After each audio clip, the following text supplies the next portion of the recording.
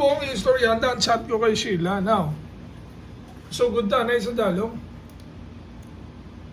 Amo ning sang una ang mga sunoy gasaka. Ini. But kung mag-computer ka sa dalong, hindi lang ni maginamos kung si Ara. Amo ni siya. But are isa na nadakpan ko ni sa dalom na sa computer, dili siya ga pangihi sa babaw. Ini isa man ni galing kaya masubo lang. Nadakpan ko ni siya. Galantaw ko CCTV. Ariyo, CCTV. Galantaw ko sa CCTV. Gindalagan ko sa sagwa. Tapos na siya pangihi. So, ginpicturean ko na lang siya para may proof. Pero ang iban, hindi ko na malagas. Iban, wala na. Hindi pa ko di permi. Galantaw sa CCTV. Insan ko na kay Sheila para mabala niya kung naano kadako ang trouble nga nakos ang computeran na sa dalaw, mari pa. Hindi mo Ariyo? Mabato pa niyo? Hindi lang balik ha? Oo, na Ariyo ka tinigil siya tapos hindi pwede. Kakabaho kasi mga tinigil ka niyo. Na? Ang tawa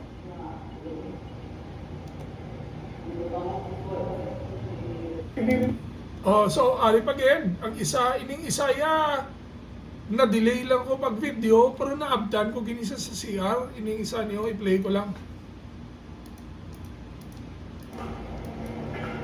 Galing way nakita ng itsura so amoning problem sa computeran na sa dalom.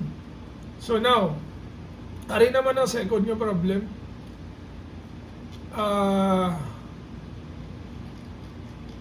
Aring second nga problem.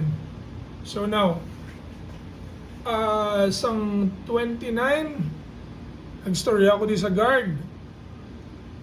Actually, gabi, I think 29 or 30, nalipat ko kay Jutay Patulog. Gusto mo kay damo insulto na hambal ang caretaker sa akon, pero why ko siya ginpatulan. Now, pero kabalo ko sang reason nga nangakig siya. Kay nagnugid ko,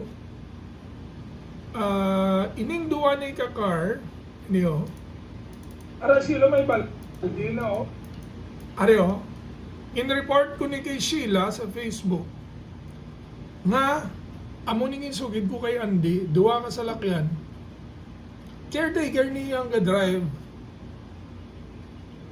ang ining salakyan nga puti lang daw ko lapit na ko sa kabulan iniya ang gray na pick up I think 3 to 5 months siguro. Hindi ko ka-estimate. Pero na-visualize ko dugay na kay kadakadto ko hari na di mo basta aga pag na parking na di hapon or gabi asa na mag-aga. Tapos kinabutangan na di higot. Now, aari may higot pa ganyo, hindi lang galing makita guro sa ano. Now, ginisend ko ni kay Sheila, kaginambal ko ni kay Andy, na-notice ko sa conversation niya mo ni Andy, wala siya idea. Na-notice ko man sa conversation mo ni Sheila, daw semi, wala man siya idea. So now, inistorya akong guard, ginpamangkot ko ang drive ni mismo nga caretaker. It is because naghambal siya sa kay June nga tao ko na mangkot siya kung kay sino sila nga ng balya.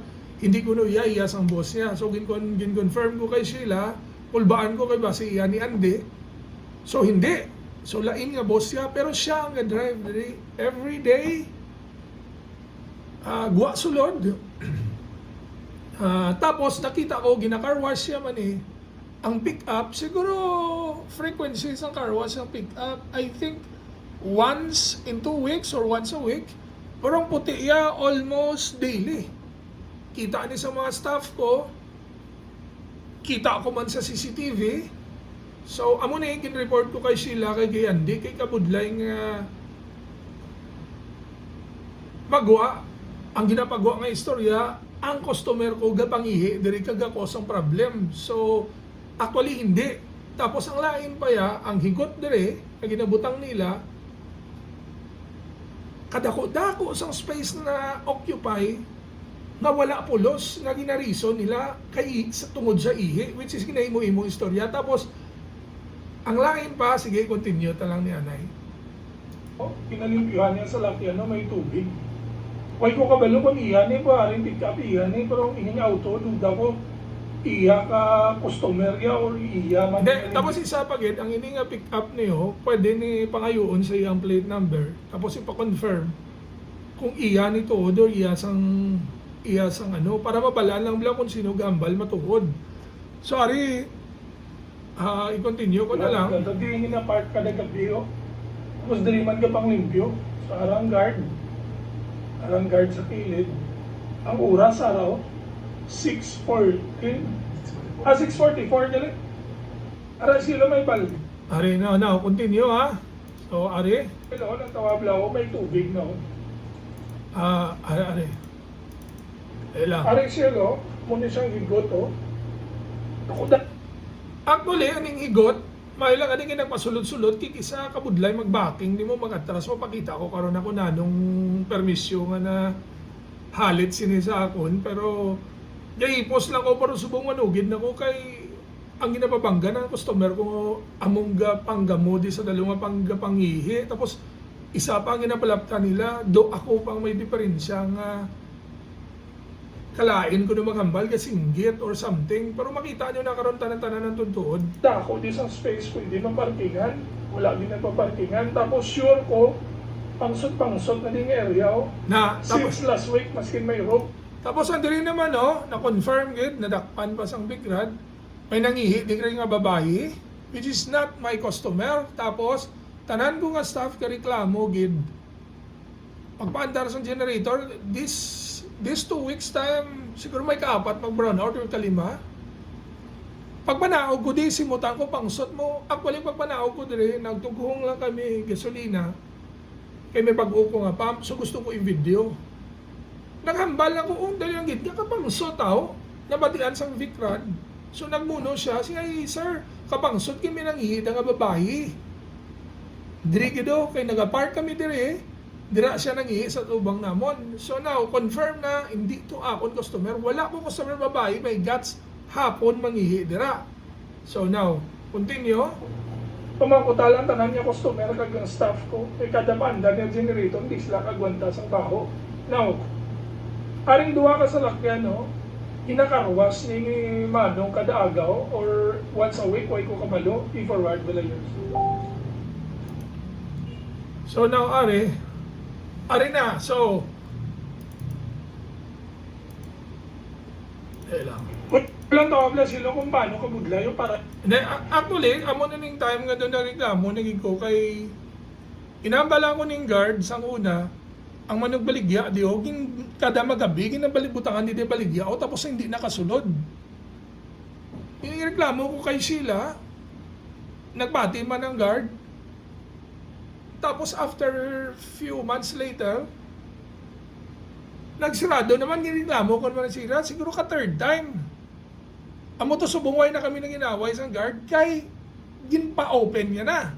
Pero subong na notice ko, sang nag-jutay customer ko dere, wala pa ko kabutang sa renovate sa babaw.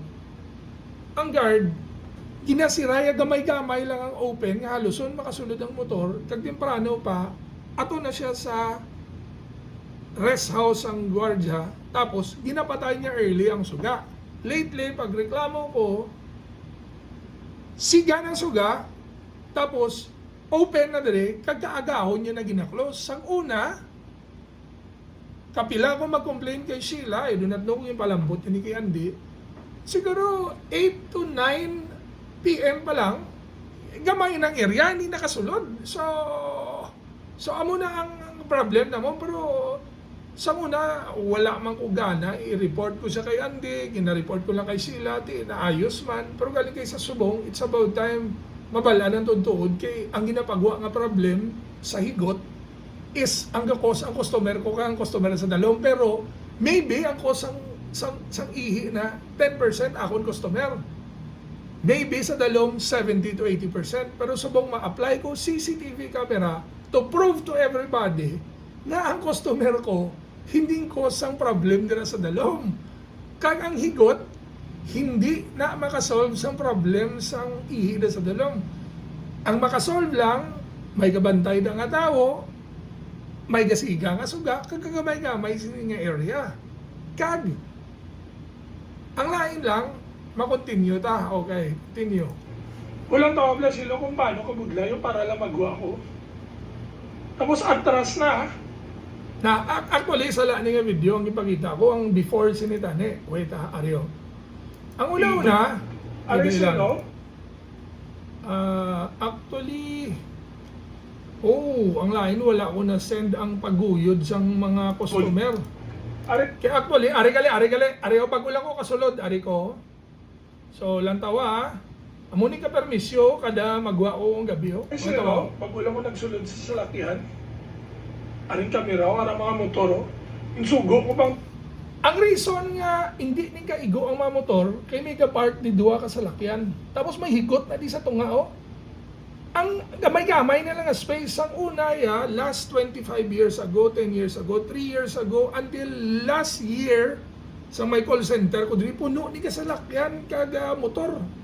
Wala din problem. Kay wala pa di ang duwa na kasalakyan nga ga-park sang caretaker. Pero subong niya, anay ara na da. So, well, ginbutangan na nila higot, tapos hindi na to tanan-tanan ka-park. Tapos damo, reason ang guard.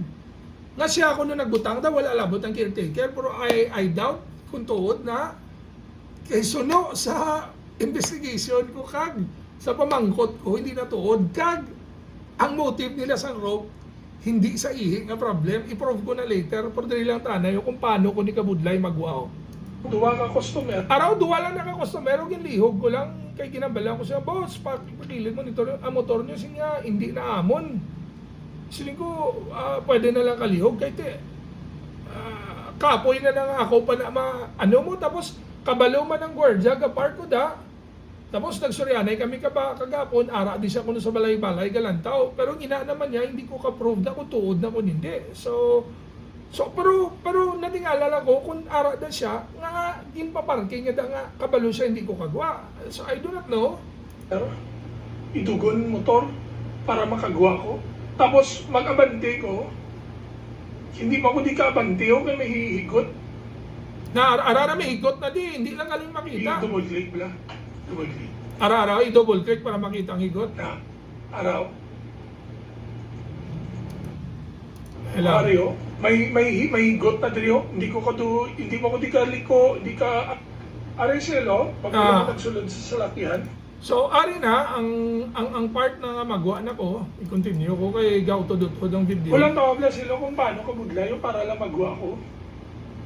Tapos atras na.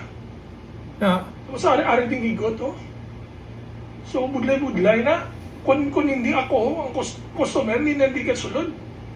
Kikadamo-damo sa parking space, ginlambatan, tapos ang ining duwa ka sa lakyan, iyan ni ka caretaker ang duwa, tapos diriyan ni ginapaliguan ng salakyan niya, karwas, water, ang bot ko kabat. So now, amunin nga mga incident, nga natingala ko wala kalibutan si Andy. So now, isend ko ni kay Andy para at least klaro, tapos willing ko makatubang sa guard. Pero, i-off ko ni Anay, isubra na ni Kalawig, no? I-off ko ni Anay, continue lang.